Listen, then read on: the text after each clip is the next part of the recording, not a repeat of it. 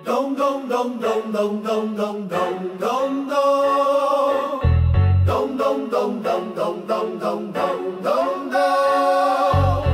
Keď Izrael kvôli svojej pýche padol, veľkému Babylonu ku nohám klakol, vtedy Daniela rodina jeho celá do Babylonu putovať musela. Žili tam, pracovali, na svoj domov spomínali, varili, jedli, spali, no svoj život len prežívali. Jehovovi svojmu Bohu žalmy ďalej spievali, no stále v srdci Izrael mali, o domove snívali. Jedného dňa taký príkaz prišiel, aby Daniel do učenia išiel. Najvyšší rozhodli, že ho mudrcom urobia, lebo šikovný a múdry bola takto zúroča. Daniel múdrejší bol ako ostatní, Jehovovi slúžil a ostal verný.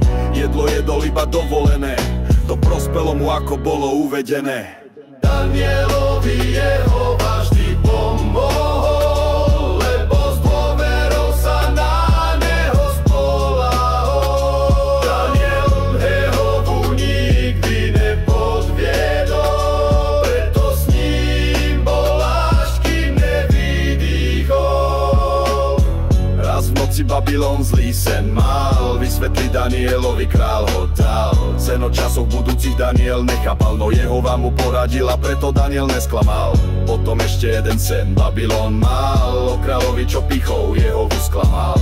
Na 7 vekov odsudený bol, aj toto Daniel kráľovi riekol. Danielovi Jehova vždy pomohol, lebo s dôverou sa na neho spoľahol. Daniel Jehovu nikdy nepodviedol, preto s ním bol, až kým nevydýchol.